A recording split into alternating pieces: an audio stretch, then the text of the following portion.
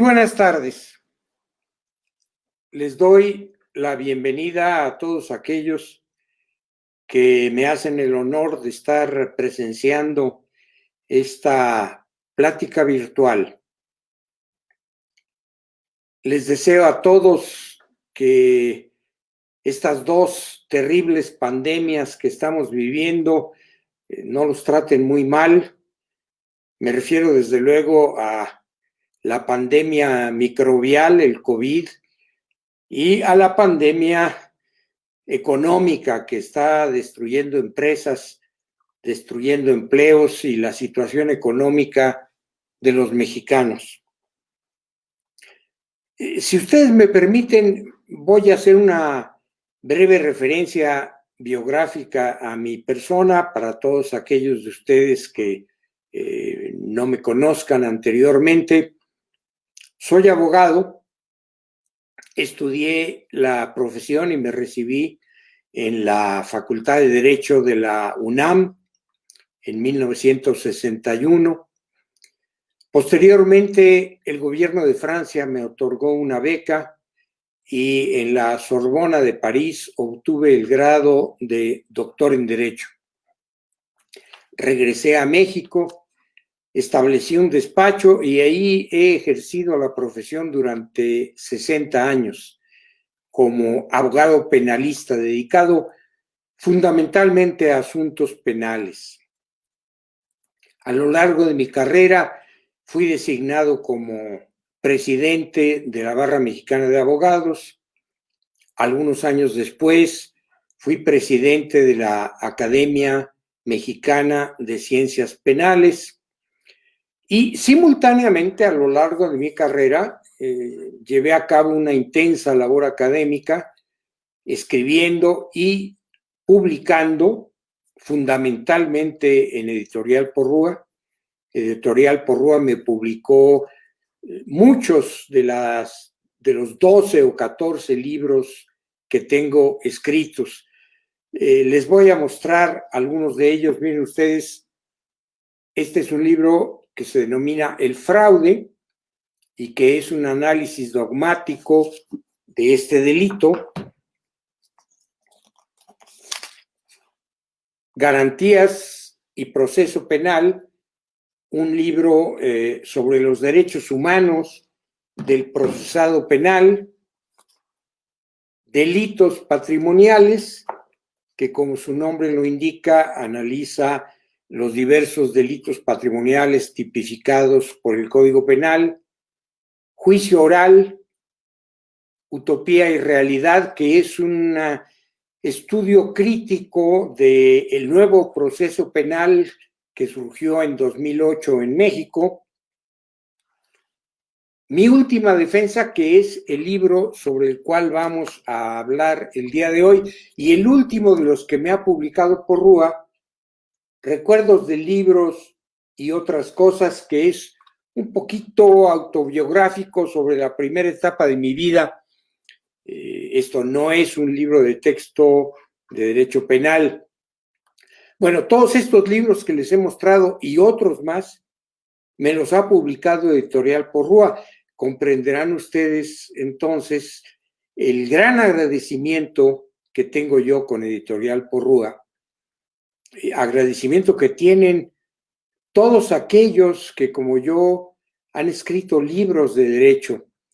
La colección, así llamada la colección jurídica de Porrúa, es una herramienta indispensable de trabajo, tanto para el estudio como para el ejercicio de la profesión de abogado. Yo creo que en cualquier despacho de abogado del país se encuentra en la biblioteca varios ejemplares de varios libros publicados por Porrúa, dado su carácter, como decía yo, indispensable para la práctica del derecho.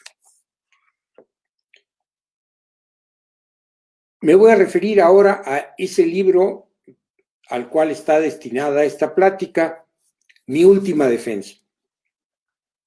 Este es un libro en el cual relato detalladamente, paso a paso, todo lo que ocurrió en una defensa penal, en la última defensa penal que yo llevé hace 2 o 3 años acá en México. Creo que este es un libro que tiene una característica única. Que yo sepa, nunca antes un abogado penalista había escrito un libro para relatar todas las peripecias que ocurrieron durante la defensa de un caso penal. El derecho penal, las defensas penales, señores, son un verdadero drama. La lucha por la libertad de un hombre, la lucha por determinar si una persona es culpable o es inocente, es un verdadero drama. Como tal, el teatro, la literatura, el cine, la televisión, frecuentemente presentan defensas penales como tema de películas, de series televisivas o de novelas. Y esto no es nuevo, ya Shakespeare en su obra El Mercader de Venecia gira El Mercader de Venecia acerca de un caso ante los tribunales, ¿verdad? Pero yo siempre he pensado que la realidad es mucho más intensa, mucho más interesante que la literatura. Todos esos programas de televisión, todas esas películas, no son tan dramáticas como lo es un verdadero caso penal. Y por eso escribí este libro, pensando darle al lector la posibilidad de ponerse en los zapatos del abogado defensor y de vivir las angustias y las aventuras que conlleva la práctica del derecho penal. La realidad siempre es más interesante que la literatura. Y esto no lo digo yo, ya lo dijo hace 5 siglos don Miguel de Cervantes. En su obra maestra, El Quijote de la Mancha,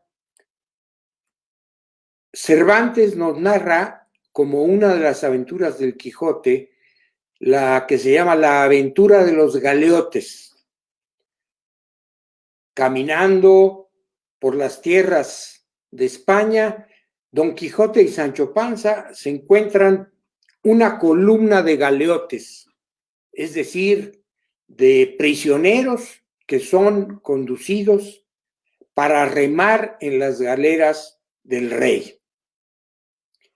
Entre esos prisioneros hay uno que va cargado de cadenas y los guardias que llevan a la columna de prisioneros le explican a Don Quijote que se trata de Ginés de Pasamonte. Le dicen, Ginés de Pasamonte es un delincuente muy peligroso.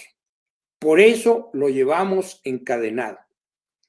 Ha cometido un gran número de crímenes. Y no solo, sino que, curiosamente, Ginés de Pasamonte ha escrito un libro relatando sus aventuras. Don Quijote pregunta, bueno, ¿y ese libro es verdadero? ¿Cuenta anécdotas verdaderas? Y Ginés de Pasamonte con orgullo le contesta, son verdades las de mi libro, son verdades tan lindas y tan donosas que ninguna mentira se les aproxima. O sea, ahí Cervantes nos está diciendo la realidad es más interesante que la ficción. Entonces, este libro mío es el relato de una realidad. Ocupémonos, pues, ahora ya del libro y de qué trata y qué es lo que dice el libro. Yo intervine en la defensa de una mujer llamada Leticia. Precisamente en estos días de agosto se cumplen más o menos 5 años de mi intervención en este caso. La familia de Leticia se acercó a mí, me pidió que la defendiera y me relató la historia. Leticia y su esposo vivían en la ciudad de Parral, en el estado de Chihuahua. Ella sigue siendo el día de hoy maestra. Él, maestro también, a él lo llamaban el profesor y a ella la maestra. Marido y mujer tenían un hijo. El profesor, su esposo, un hombre ambicioso en el buen sentido de la palabra, a más de los ingresos que tenía como profesor, deseaba incrementar los ingresos de la familia y entonces puso un negocio de venta de materiales de construcción, varillas, ladrillos, cemento, y para que le cuidara ese negocio, contrató a un joven, vamos a llamarlo Fermín, y en una pequeña casita, en un pequeño cuarto que había en la bodega de materiales, permitió que Fermín viviera ahí con su esposa. En un momento dado, Fermín reúne a 2 o 3, a 4 amigos, embosca al profesor en una carretera cercana a Parral y lo mata. Y lo mata de una manera sangrienta, cruel, como si se estuviera vengando de algo. Lo atacan con cuchillos, lo atacan con varillas de metal, lo hacen verdaderamente pedazos. La policía rápidamente encuentra al culpable, lo detiene. Los culpables confiesan su participación en el delito, los juzgan y los condenan. Y ahí yo no he intervenido para nada y este libro podría no haber existido. Pero en ese momento ocurre algo realmente extraño. El Ministerio Público inicia una nueva averiguación, pero ahora en contra de Leticia, la mujer que años después va a ser mi clienta. La acusa de haber contratado los servicios de Fermín, de haberle ofrecido dinero para que prive de la vida a su esposo. Se somete a Leticia a proceso penal, contrata a un abogado, no a mí, a otros abogados. Llega el momento de dictar la sentencia y condenan a Leticia a 50 años de cárcel. En ese momento, la familia, hermanos de ella, desesperados, convencidos de que Leticia es inocente y pensando que ha sido condenada por no haber sido adecuadamente defendida, entran en contacto conmigo y me piden que yo la defienda en la apelación que ha interpuesto en contra de la sentencia de primera instancia. Debo decirles que yo no me sentía inclinado a tomar la defensa. Yo ya me acercaba a tener 80 años de edad y de tiempo atrás había tomado la decisión de que al llegar a los 80 años me iba yo a jubilar. Aún no había yo cumplido 80 años, pero ya estaba yo cerca de esa edad. Y luego además, si iba yo a tomar un asunto nuevo, pues no lo iba yo a tomar en Parral, Chihuahua, ¿no? Yo vivo en México, en la Ciudad de México. Y además, este era un asunto que ya habían mal manejado otros abogados y la clienta potencial ya estaba condenada. y nada más y nada menos que a 50 años de cárcel. Pero una hermana de Leticia mucho me lloró, mucho me rogó.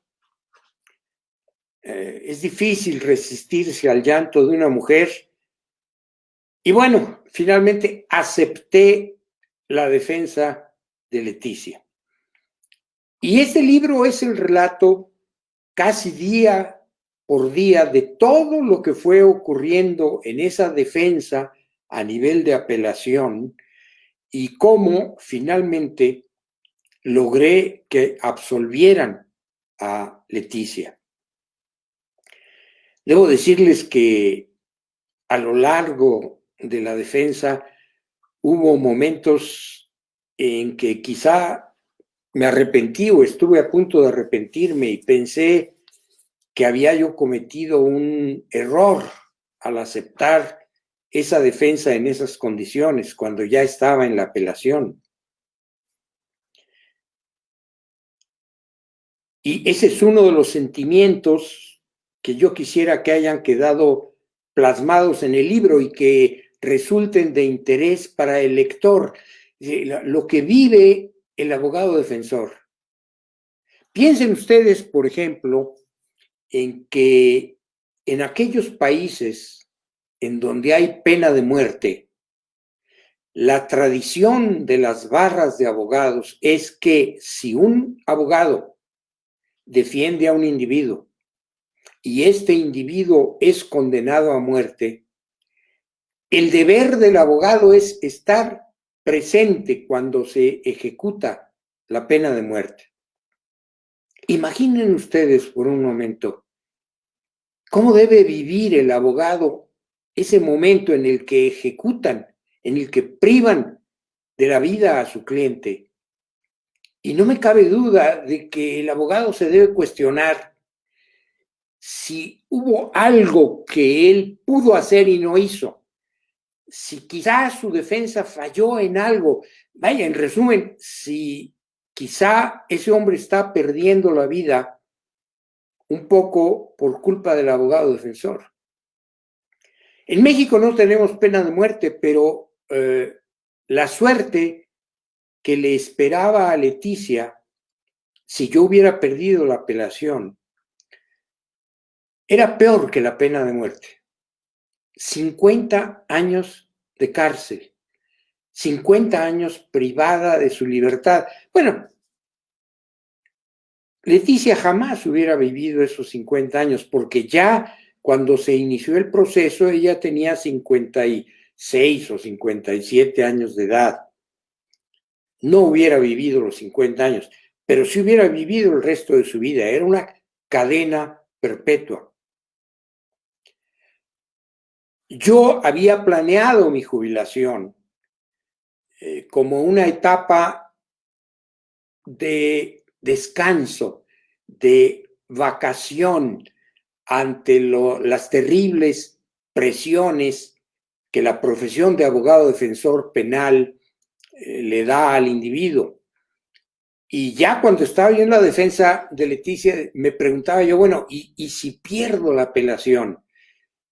¿Cómo voy a poder tener paz en el resto de mi vida sabiendo que en una cárcel en Chihuahua hay una mujer?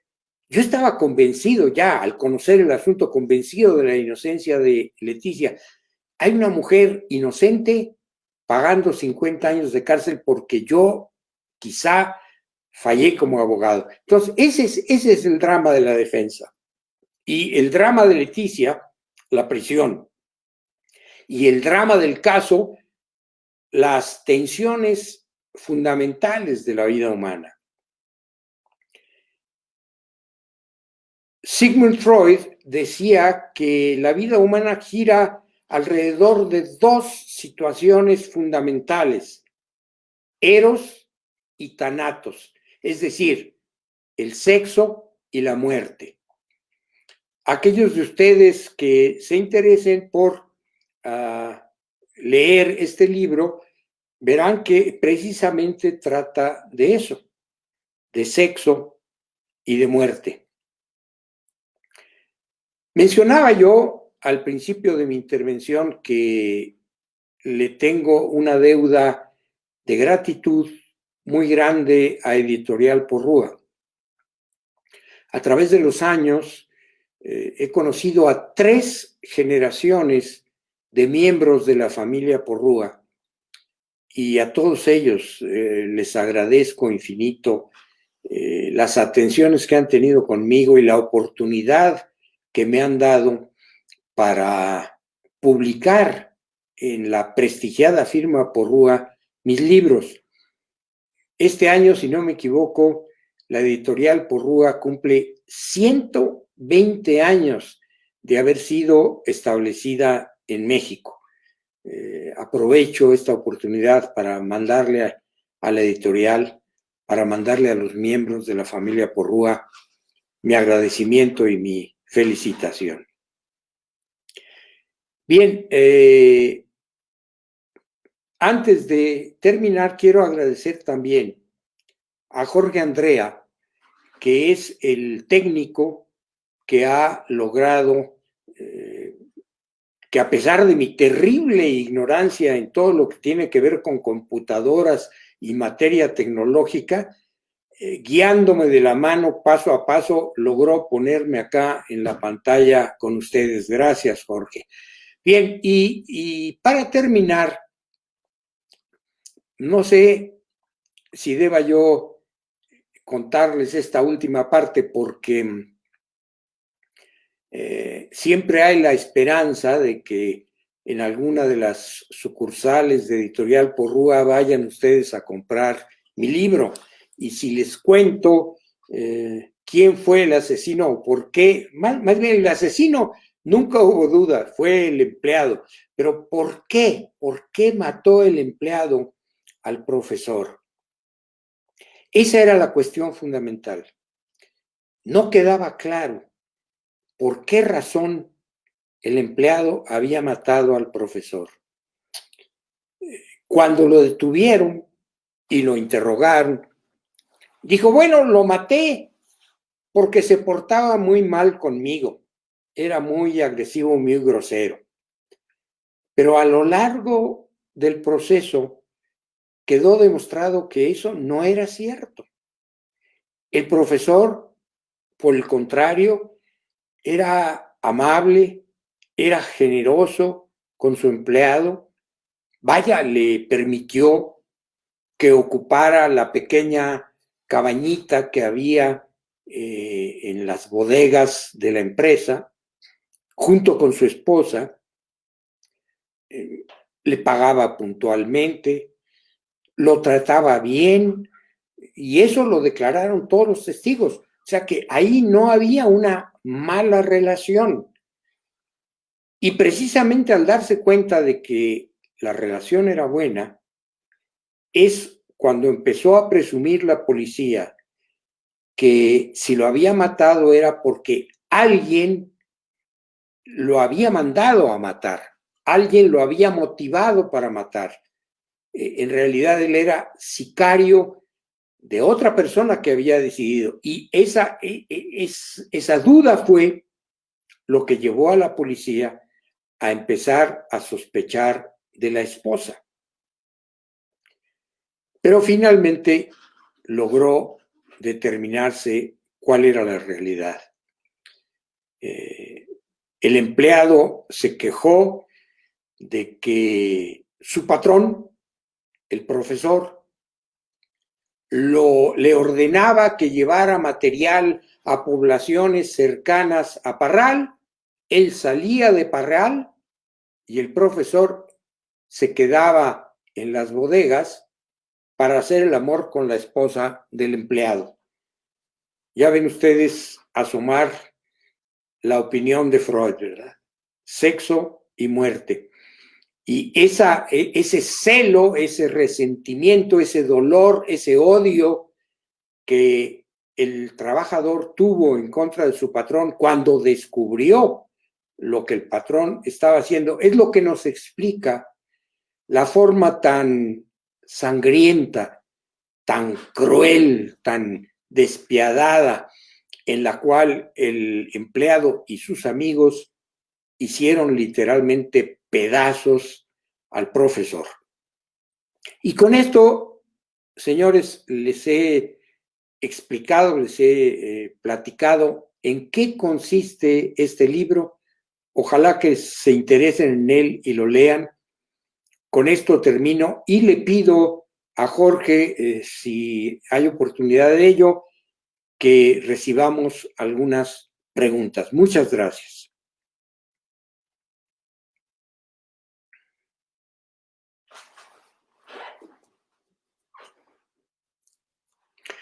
Me pregunta Josué Ramírez. Buenas tardes, doctor. ¿Considera que la cobertura mediática a ciertos casos muy sonados afecta el proceso o beneficia al interés popular? Con mucho gusto te contesto, Josué.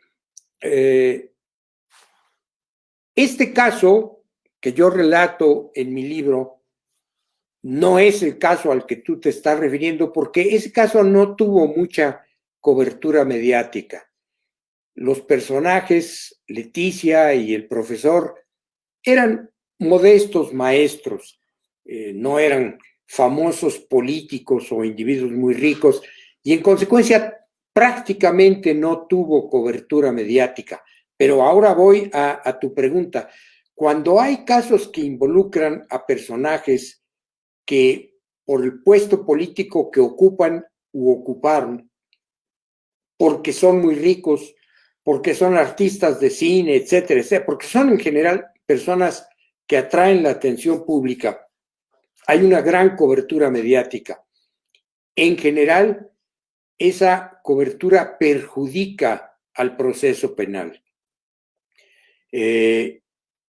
Los medios no se limitan a relatar lo que ha ocurrido o en qué consiste la acusación, sino que proceden a dictar sentencia. Y mediáticamente se establece que el procesado es culpable. Eso ejerce una presión indebida y terrible sobre los juzgadores. Cuando todos los periódicos, cuando la televisión, cuando todos los medios afirman que una persona es culpable, ¿cómo va el juez a decretar que de acuerdo con las pruebas rendidas en el proceso, el procesado es inocente? Es muy difícil. Los medios interfieren con la buena administración de justicia. Los medios no se limitan a la que debería de ser su función, que sería simplemente informar de lo que ocurre en el proceso. Y la gente se forma opiniones sin haber jamás leído el expediente, sin conocer cuáles son las pruebas que se han rendido en el juicio y estorban y dañan y dificultan la labor jurisdiccional. Jorge, si me envías alguna otra pregunta, si la hay. Mireya dice, buenas tardes, ¿qué es lo más difícil de comprobar en un proceso en el que ya se condenó, como el que explica de Leticia? Bueno, ignoro, Mireya, si seas abogada, pero voy a explicar lo siguiente. En el proceso penal hay varias etapas. La primera etapa es la etapa de juicio. Y en esa etapa, las partes, que son el defensor por una parte y el Ministerio Público por la otra, presentan pruebas. Después, si la parte condenada no está de acuerdo, si la parte, sea el Ministerio Público, sea el defensor, no está conforme con la sentencia, vamos a la apelación. Pero cuidado, en la apelación ya no se desahogan pruebas. En la apelación, lo único que se hace es argumentar sobre la sentencia ya dictada en relación con las pruebas ya rendidas en la primera instancia para impugnarlas porque no demuestran o no fundamentan adecuadamente la sentencia dictada. Entonces, cuando tú dices, ¿qué es lo más difícil de comprobar en un proceso en el que ya se condenó? No, ya no se puede comprobar nada. Simplemente se argumenta sobre lo que se comprobó en la primera instancia. Adelante, Jorge. Betel Casquera, ¿cómo se debe lidiar con una defensa inadecuada? Saludos. Bueno, eso es lo que yo tuve que hacer, lidiar con una defensa inadecuada. Y no solo, sino lidiar también con una sentencia inadecuada. La sentencia que condenó a Leticia a 50 años de prisión no era una sentencia correcta, porque las pruebas que se habían rendido en el proceso eran pruebas adecuadas para que se dictara una sentencia absolutoria. Voy concretamente al caso. El Ministerio Público, cuando inició el segundo proceso, el proceso contra Leticia, presionó a varias personas, entre ellas al empleado, entre ellas a la esposa del empleado y a alguna tercera persona más, las presionó para que dijeran que Leticia le había ofrecido dinero al empleado para que matara al profesor. Y ahí es algo terrible, se da uno cuenta con qué facilidad el Ministerio Público puede presionar a una persona, sobre todo cuando esa persona es joven, es ignorante, es pobre, la puede presionar. Por ejemplo, a la esposa del empleado la presionaron diciendo que si no afirmaba que ella había sabido que Leticia le había ofrecido dinero a su esposo por matar al profesor, le iban a quitar a su niño menor de edad, lo cual es absurdo. Pero una muchacha joven, ignorante, pobre, se dejó presionar y dijo lo que querían que dijera. Pero en la audiencia final de juicio, esos testigos presionados por el Ministerio Público se retractaron y dijeron la verdad, que la causa de la muerte había sido otra. Esa prueba rendida en la audiencia final del juicio es la prueba que los jueces debieron tener en cuenta para absolver, y no lo hicieron. Entonces, la forma en que yo llevé la apelación fue dejar bien clara cuál era la regla que establece nuestro derecho. Esa regla es: debe darse crédito a la prueba que se rinde en la audiencia de juicio. Y que, visto que en la audiencia de juicio todas las pruebas eran favorables a Leticia, Leticia debería de ser absuelta. Y el Tribunal Superior de Chihuahua aceptó ese argumento y absolvió a Leticia. Otra pregunta, Jorge. La Santa de los Milagros considera que hay casos que un abogado debe de rechazar por las posibles consecuencias mediáticas. Miren ustedes, aquel abogado que toma una decisión de dedicarse al derecho penal debe de estar consciente de que las defensas penales no son fáciles, que las defensas penales pueden enfrentarlo a presiones del gobierno, que lo pueden enfrentar a crítica de los medios. Con frecuencia un abogado penalista toma un caso y los medios lo atacan. ¿Cómo se atreve a defender a un asesino, y ya consideran que el acusado es asesino, a pesar de que todavía no se dicta sentencia que diga si lo es o no lo es. ¿Cómo se atreve a defender a un político que es un ladrón? Y de nuevo califican al político de ladrón antes de que los tribunales hayan decidido si lo es o no lo es. El abogado, si va a ser abogado penalista, debe de saber que se va a enfrentar a eso. Si no tiene estómago para enfrentarse a ese tipo de presiones, entonces quizá debe de dedicarse a otra rama del derecho, vamos a decir, derecho civil o derecho mercantil o derecho corporativo o derecho fiscal y no a derecho penal. De todas las ramas del derecho, la que quizá sea más amarga, más difícil, más estresante, es la del derecho penal.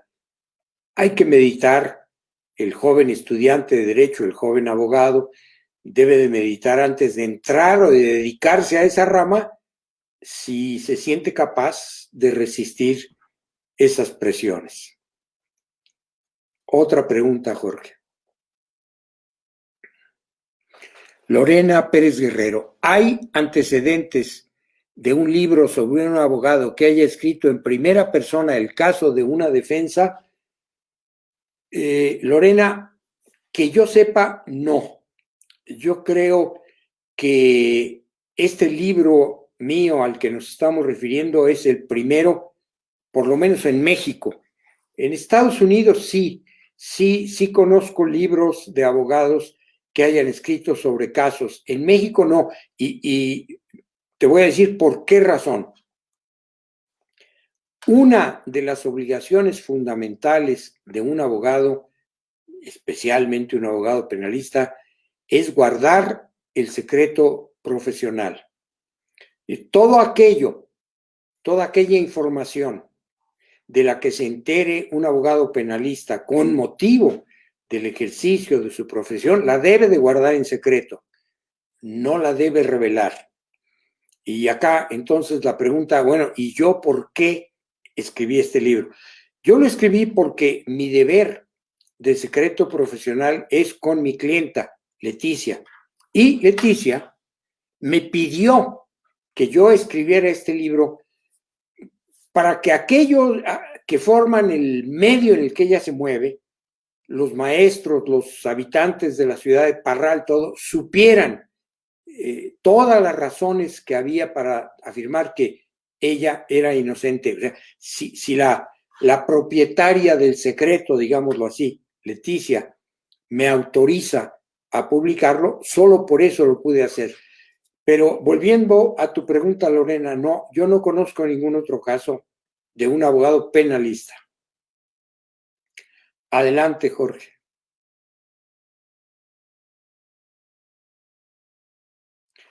Jorge Martínez, buenas tardes, doctor. Interesante su relato. ¿No le parece que nuestras leyes deberían ser un poco más rígidas? No solo la cadena perpetua que llega a acumular cientos de años y que ningún recluso puede cumplir. ¿Le parece que en algunos casos sería necesaria la pena capital para quien en realidad lo merezca, como los sicarios y narcotráfico, así como procesar a infractores mayores de 16 años y juzgarlos como adultos? Bueno, fundamentalmente la pregunta se dirige o se refiere a la pena de muerte. Es un tema, es todo un tema y se podría hablar mucho, largo rato de él. Yo voy a tratar de ser breve y decirles, yo me opongo a la pena de muerte. Además, como ustedes saben, nuestras leyes no permiten la pena de muerte. Y un par de argumentos. ¿Por qué me opongo a la pena de muerte? Hay muchos argumentos, voy a dar dos. Primera, cuando se comete un error judicial, y hay muchos errores judiciales, y se condena a un inocente, si la pena es pena de muerte, ese error no podrá jamás repararse. A un muerto no podemos revivirlo. Si el juez, por ignorancia, condena, si el abogado defensor no hizo una labor adecuada y hay pruebas que debió presentar y no presenta, si se presenta cualquier otra hipótesis que lleve a una sentencia equivocada, la consecuencia es terrible. Ese es un argumento. Y otro argumento es este. ¿Qué pasa cuando se aplica la pena de muerte? En México no lo sabemos porque hace muchísimos años que en México no hay pena de muerte, pero en Estados Unidos sí hay pena de muerte. ¿Y acaso la pena de muerte es ejemplar? ¿Acaso al aplicar la pena de muerte los delitos van a disminuir? Lo que nos enseña la experiencia de los Estados Unidos es justamente lo contrario. Por ejemplo, en muchos estados de los Estados Unidos no hay pena de muerte. En otros la hay, pero no la aplican con frecuencia. Pero el estado de Texas tiene la pena de muerte y la aplica con mucha frecuencia. Pues bien, el estado de Texas es uno de los estados más violentos, es uno de los estados en donde más delitos se cometen. Todo parece indicar que la pena de muerte no es ejemplar, que al contrario, la pena de muerte manda un mensaje de violencia que lleva a que aumenten los delitos violentos. Si el Estado mata, pues entonces el delincuente se siente también autorizado para matar. Repito, es un tema sobre el cual se podría abundar muchísimo, pero ahí les dejo esa respuesta para que la mediten. Adelante, Jorge. Griselda Amuchategui, felicitaciones al distinguido penalista, es un referente. Mil gracias por el elogio, muy amable, Griselda. Adelante, Jorge. Biblioteca Jurídica Porrúa, Guadalupe Ortega pregunta, ¿cuánto tiempo duró el juicio de apelación? Interesantísima pregunta, te la voy a contestar, Guadalupe, porque contestarte esta pregunta me lleva también a emitir una opinión sobre el nuevo proceso penal, el llamado juicio oral, que hoy se supone que va a arreglar los problemas en México. En el año 2008 se reformó la Constitución y posteriormente se dictó el Código Nacional de Procedimientos Penales, y con esa Constitución reformada y con ese nuevo Código Nacional de Procedimientos Penales se estableció en México el llamado juicio oral.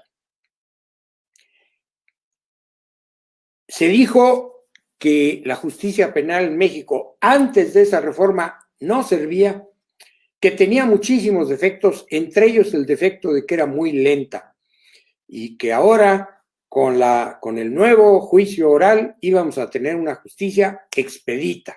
Muy bien.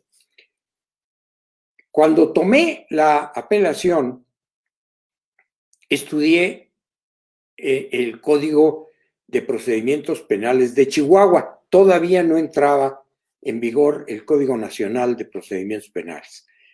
Y encontré que el código decía que la apelación se resolvería en una audiencia dentro de los 10 días siguientes a la fecha en que se interpusiera la apelación. Imagínense nada más, 10 días.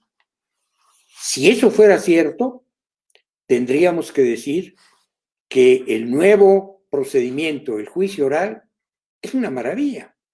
Nos entrega una justicia rápida. 10 días, audiencia, y se acabó. Antes del nuevo procedimiento, tardaba 4, 5, 6 meses una apelación, porque el tribunal estudiaba la apelación, estudiaba los agravios del defensor o del Ministerio Público. preparaba, el magistrado ponente preparaba un proyecto de sentencia.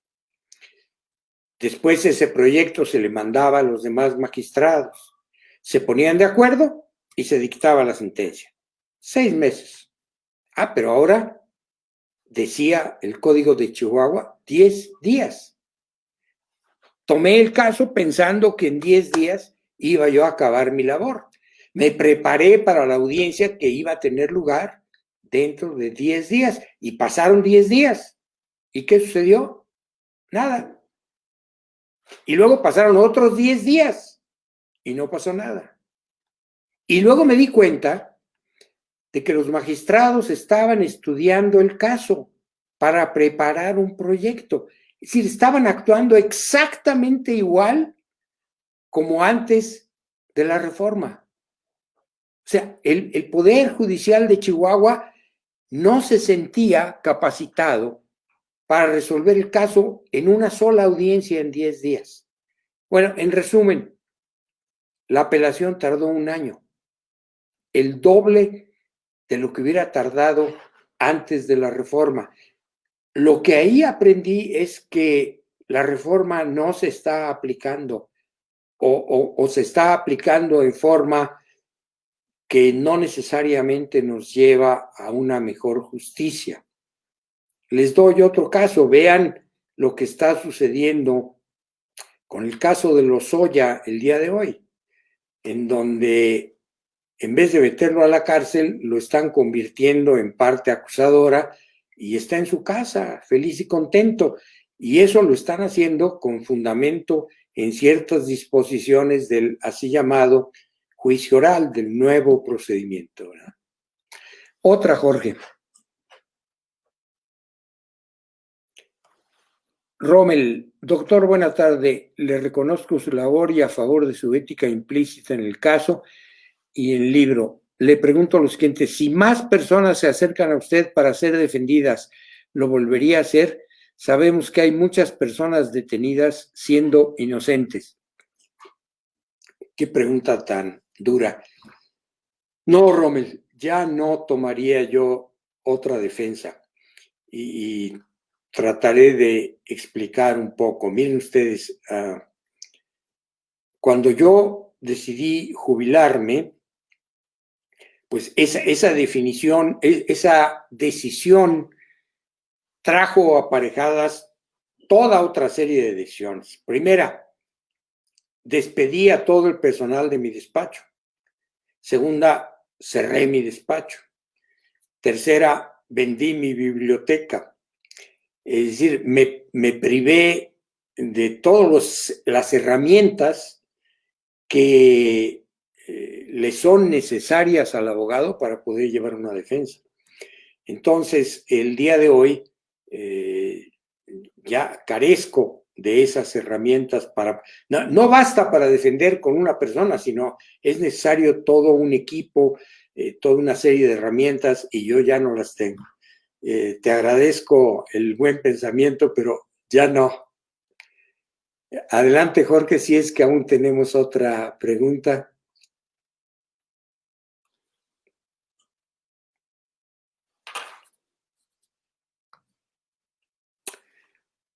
Considera que si acaso el juicio oral fracasa, es por los servidores públicos que no saben aplicarlo o no se sienten seguros de tener el conocimiento adecuado. Este tema del nuevo procedimiento penal, del juicio oral, es también un tema en el cual ya no voy a decir media hora ni 1 hora, sino todo un curso de 1 año en la universidad podría llevarse. Sobre ese tema, yo escribí un libro que les mostré al principio, se llama Juicio Oral, Utopía y Realidad, en donde llevé a cabo toda una crítica del nuevo procedimiento penal y,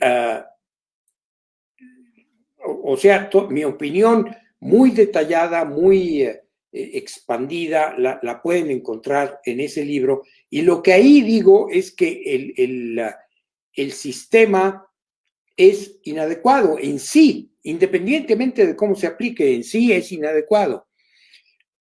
Es un sistema que malcopió el sistema de los Estados Unidos. Y yo siempre he pensado, y lo digo ahora, que el proceso penal de los Estados Unidos es inadecuado para hacer justicia. Y no lo digo yo, ¿eh? En mi libro cito una docena de autores norteamericanos que se quejan de que el sistema de los Estados Unidos no sirve. Nosotros copiamos ese sistema y no sirve. Eso es independientemente de que también lo apliquen los servidores públicos, me refiero Ministerio Público, juez, etcétera. Pero ahora, y repito, el caso Lozoya nos está dando un ejemplo en donde se están valiendo del nuevo sistema para hacer algo que es, en mi opinión, injusto e inadecuado. Pero aún si se aplicara como debe de ser, tiene vicios de origen en su copia de lo que hacen los norteamericanos. ¿Otra pregunta, Jorge? Bueno, ya no hay preguntas, pero las hubo muchas y muy interesantes. Pero acá alguien me da la última pregunta.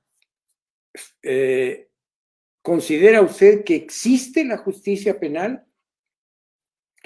En este libro que comenté hoy, perdón, en el de mi última defensa, en el prólogo, digo que después de 60 años de ejercer la profesión, mi experiencia es que en México, antes de la reforma del juicio oral, sí había justicia penal.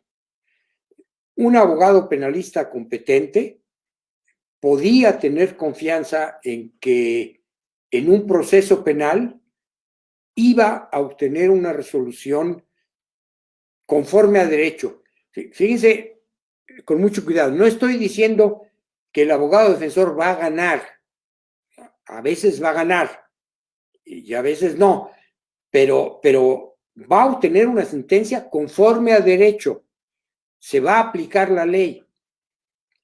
Y yo sé y sabía y he sabido siempre que por ahí hay algunos jueces que no son competentes y por ahí hay algunos jueces que no son honrados. Sí, pero mi experiencia es que esos jueces son la excepción que confirma la regla. En general, los jueces son trabajadores honrados y competentes en general. Y si el abogado es competente, si el abogado defensor conoce su negocio, el cliente puede tener confianza de que se va a aplicar la ley. Les agradezco mucho su atención, le agradezco a Porrúa la invitación y me despido de ustedes. Hasta luego.